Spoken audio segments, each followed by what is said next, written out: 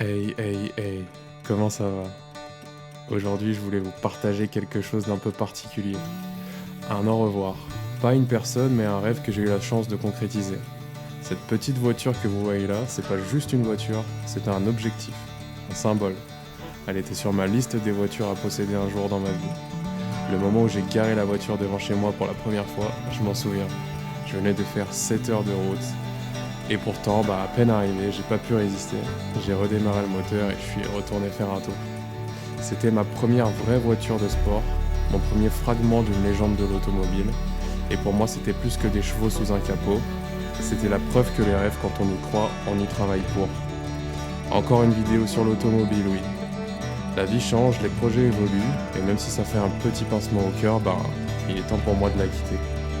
Merci pour le chemin parcouru, merci pour le rêve réalisé, et maintenant, place au prochain.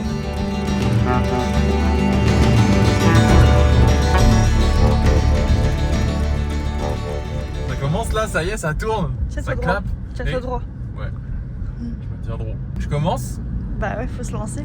Bon, ok. Attends, c'est quoi? Je dis hey. Ça, Ouais. c'est ma petite marque. Hey les gars, j'espère que vous allez bien. Aujourd'hui, on se retrouve pour une nouvelle vidéo. Voilà, donc ça, c'est mon intro, je l'ai coché.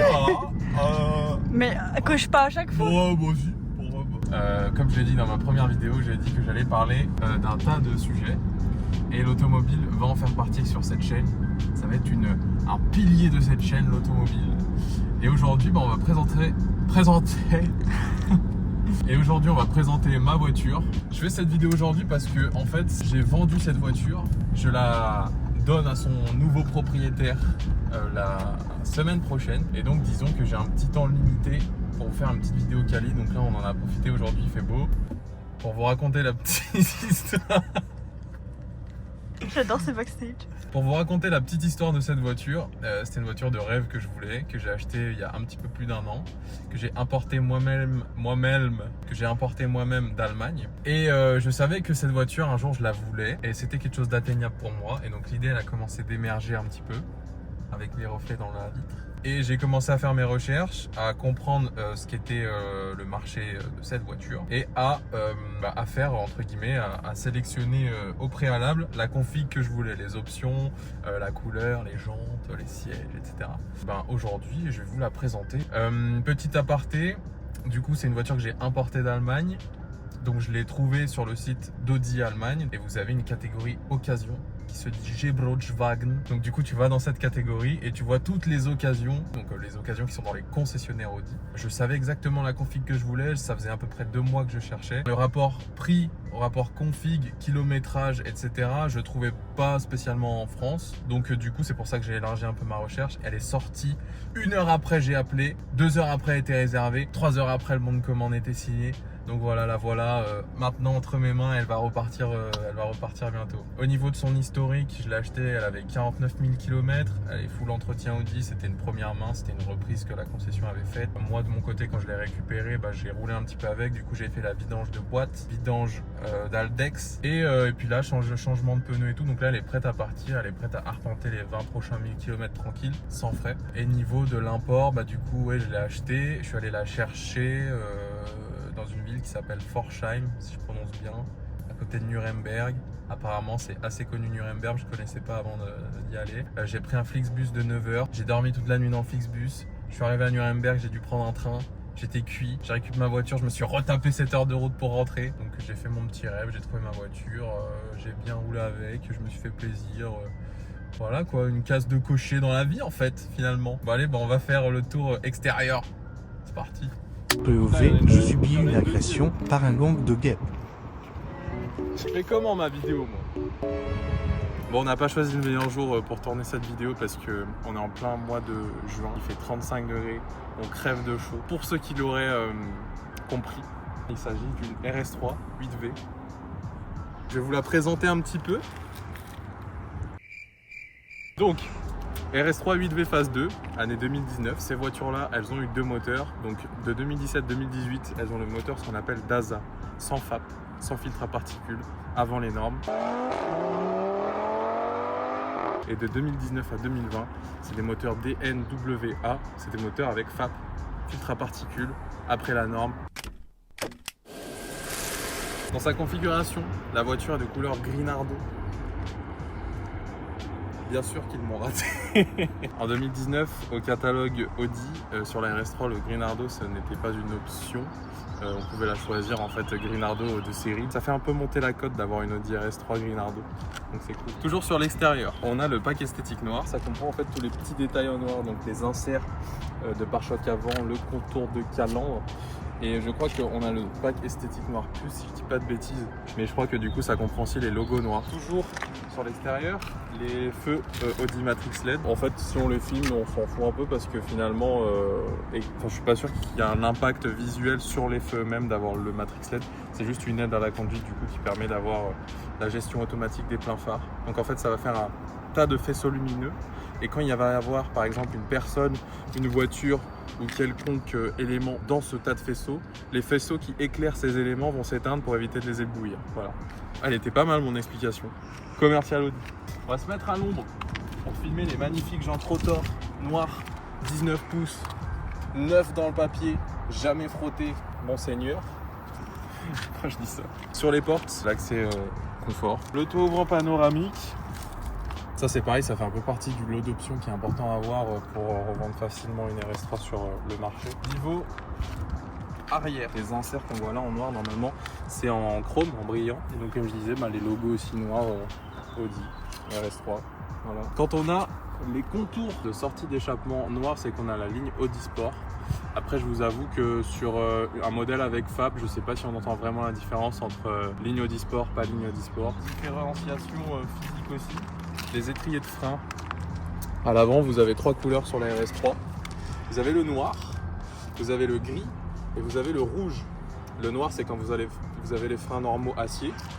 Les gris, c'est quand vous avez les freins céramiques. Et les rouges, c'est quand vous avez le pack RS. En fait, le pack RS, c'est un pack qui comprend tout un tas de petites finitions rouges à l'extérieur de la voiture, donc en l'occurrence pour les étriers de frein, et à l'intérieur de la voiture pour tout ce qui est surpiqûre et surface en Alcantara sur les écopes, mais je vais vous montrer ça à l'intérieur. Donc voilà, je pense qu'on a fait le tour à l'extérieur. Maintenant, on va pouvoir remonter dans la clim. Ça, c'est cool. Au niveau de l'intérieur, on va commencer par les sièges. Donc du coup, on a les sièges RS sur cette voiture. Sièges RS, en fait, c'est les sièges qui sont baquets avec les petits quadrillages en fait surpiqués. Dans le jargon Audi français, on appelle ça les sièges diamants. Parce qu'en gros, ça ressemble un petit peu à des diamants. C'est un petit peu l'essentiel à avoir dans une Audi RS3 ensuite pour avoir une revente un peu facile. J'en reviens aussi à ce que j'ai dit tout à l'heure au niveau du pack RS. Quand on a le pack RS, justement, sur les sièges, la surpiqûre des sièges, elle n'est pas grise roche comme ici, mais elle est rouge. Comme le volant d'ailleurs, qui aura les surpiqûres rouges.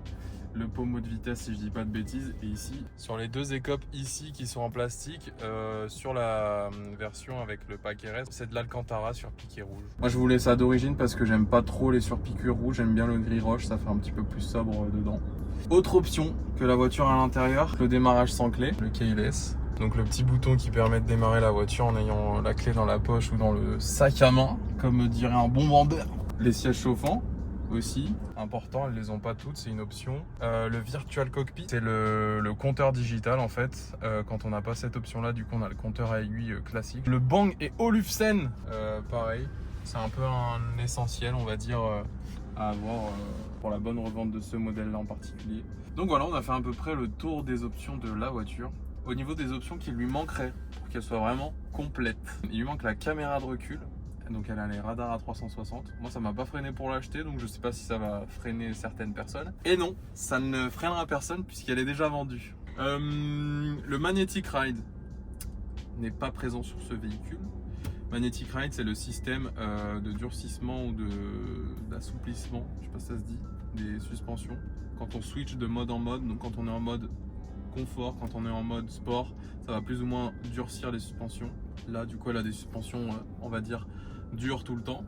Les étriers de frein céramiques, mais c'est pareil, je les voulais pas parce que changer des freins céramiques c'est un bras. Sinon elle est plutôt complète en vrai, c'est une bonne caisse, c'est une bonne caisse, je suis content. Ah oui, elle a le débridage aussi, 280 km/h en vitesse de pointe, voilà. Alors je vais peut-être dire une immense connerie, mais dites-moi en commentaire ceux qui ont vraiment l'info, parce que je vous dis ça, je l'ai entendu ou je l'ai entrevu, donc j'ai pas validé l'info à 100%. Mais quand on a cette option, les roues avant sont plus grosses que les roues arrière. Enfin, je crois qu'elles ont plus d'épaisseur. Ouais, c'est ça, elles sont 255 à l'avant et 235 à l'arrière quand on a cette option. Bon, bah du coup, voilà, on a terminé un peu le tour de la voiture. Pour parler un petit peu des qualités, des défauts, on va commencer par les défauts. Dans cette catégorie de voiture-là, c'est un petit peu relou. Numéro 1, c'est une voiture de sport. Qui dit sport, dit répondant. Qui dit répondant, dit effleurage de pédale collé au siège. Bah, c'est pas le cas. Il y a un lag à l'accélération de cette voiture.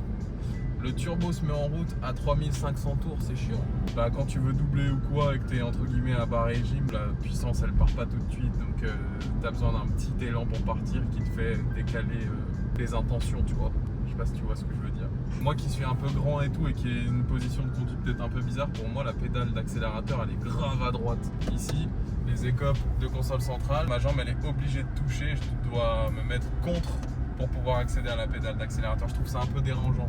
Donc en gros, faut plier un petit peu son pied. Faut plier un peu son pied comme ça sur le côté pour accéder à l'accélérateur. Après, finalement, je m'y suis fait, mais c'est un peu chiant quand même, quoi. Tu sais que moi, c'est pas du tout le cas. Hein. Ouais, bah oui, mais je pense que c'est vraiment que moi. Pour les personnes de grande taille, ça doit être ça, tu vois. Et puis du coup, aussi, par la même occasion, trouver le bon réglage de volant, parce qu'au début, mon volant touchait quand même pas mal mes genoux. Ensuite, c'est la latence des boutons. Vous avez trouvé ça débile, mais par exemple, si on veut switcher d'un mode à l'autre, quand on appuie sur le bouton, finalement, ça va pas changer le mode, mais ça va nous ouvrir le menu. Et une fois dans le menu, quand on appuie sur le bouton, ça change le mode. J'aimerais bien avoir directement, quand tu appuies sur le bouton, ça switch tout de suite et ça t'ouvre pas le menu. Et ensuite, tu vois le menu et quand tu appuies sur le bouton, ça te change. Non, genre t'appuies, ça change, tu vois. C'est ça qui est un petit peu relou. La conso au quotidien, c'est vrai que c'est quand même un budget à prendre en compte. Quand tu fais attention, tu fais à peu près 500 km avec le plein. Et quand tu veux te faire plaisir, c'est encore moins. Voilà. Autre chose aussi, c'est l'image de la voiture. Alors, il y a des côtés positifs, des côtés négatifs. C'est qu'il y a un certain panel de voitures allemandes, comme celle-ci, de petites compactes, qui fait vraiment petit bandit. Et c'est un peu le cas de cette voiture et encore plus du coup dans cette config. Ouais, les avis sont divers, ouais, voilà. Elle a une image un peu controversée. Enfin, il y a ce côté-là de l'image et il y a le côté un peu passionné. Bah, c'est vrai que les mecs qui aiment bien les voitures, les car enthousiastes comme on appelle ça aujourd'hui, c'est un modèle qu'ils aiment bien et tout. Et quand on connaît un petit peu l'histoire de la voiture, le 5 cylindres, la qualité, c'est aussi ce putain de moteur.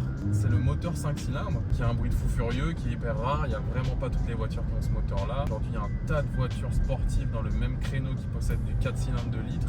C'est que celui-là, il a vraiment un son à part, il a une identité à part. C'est atypique, c'est mythique, c'est un moteur de fou. Voilà.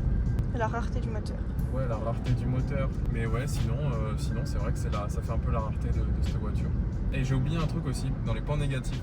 Il y a beaucoup de gens qui l'aiment, je pense qu'il y a beaucoup de gens qui la veulent, il y a beaucoup de gens qui veulent l'acheter, il y a un marché réel pour cette voiture. Mais le problème, c'est les prix, le malus écologique sur ces voitures. Je pense qu'on est dans une ère en ce moment, alors je sais pas si d'autres vont partager mon avis ou quoi dans l'automobile. Surtout ceux qui aiment bien les voitures, qui regardent pas mal le Bon Coin et tout. Enfin, je pense que tous les garçons, tous les gars comme moi, ils sont un peu piqués de ça, tu vois. Je suis pas le seul à regarder le Bon Coin toute la journée. Non, on dirait qu'il y a quand même une baisse des ventes générales des voitures de sport, mais je pense que c'est tout un contexte. C'est vrai qu'aujourd'hui, ça vaut quand même plus le prix que ça valait il y a une certaine époque. Et en fait, je pense que les gens ont plus trop le budget de pouvoir mettre autant d'argent là-dedans, ou alors ils veulent peut-être faire autre chose que mettre autant d'argent dans ces voitures, parce que finalement ça reste de sacrées sommes. Donc peut-être l'état d'esprit a changé, le pouvoir d'achat a changé, donc ça devient un petit peu plus compliqué, j'ai l'impression, sur le marché de l'occasion. Donc ça fait un peu plus peur quand on les achète, parce qu'on a peur de les avoir indéfiniment, quoi. Je sais pas La comment... corde au cou. Ouais, voilà, la corde au cou, la fameuse corde au cou. Et ensuite, après, ce qui est cool aussi avec les gens, c'est leur réaction. Tu vois, tous ceux qui aiment bien, qui sont un peu passionnés, ils tournent la tête. Souvent, ils demandent de faire ronfler un peu et tout. Ça fait plaisir de croiser des gens qui aiment tout autant ce milieu, tout autant ce modèle que toi et tout. Donc, c'est grave cool. Et elle te permet de créer des discussions, non? Ouais, c'est vrai qu'on m'a plusieurs fois alpagué. Pour ceux qui connaissent, moi, je viens de la région lyonnaise et il y a un rassemblement qui est assez connu le matin à Ambérieu-d'Azergues, c'est à côté de Villefranche-sur-Saône. Il y a un rassemblement là-bas le matin et genre il y a vraiment grave des voitures et des supercars. Il y a même un espèce de corner où il y a que des Porsche, il y a des voitures, enfin un corner où il y a vraiment les voitures entre guillemets un peu plus communes comme celle-ci. Et donc ouais, ça te permet aussi d'aller dans des lieux comme ça où tu as une voiture un peu adéquate pour aller dans ce type d'événement. Et ensuite, qu'est-ce que je voulais dire d'autre? Non, c'est tout. Je pense qu'on a fait le tour. Je voulais aussi un petit peu créer un souvenir que je mets sur ma chaîne pour plus tard. Donc on se retrouve peut-être pour la prochaine voiture. J'étais professionnel. Bah oui. Ouais, ça va. Un touriste professionnel. Un touriste professionnel. Dites-moi ce que vous en pensez, vous, dans les commentaires et tout, mais c'est vrai que c'est mieux d'avoir ce côté un peu naturel. J'ai l'impression que c'est plus là-dedans que ça va me plaire de faire des vidéos. Enfin, plus dans ce registre-là, tu vois, un peu moins cadré. Enfin, pas spécialement cadré, justement. J'espère que ça vous a plu. Pour les prochaines vidéos, n'hésitez pas à vous abonner. Lâchez un petit pouce en l'air. Mettez un petit commentaire pour le référencement. Suivez ma page Insta. Je crois que c'est pas mal. C'est parfait. C'est parfait. Bon, allez, bisous.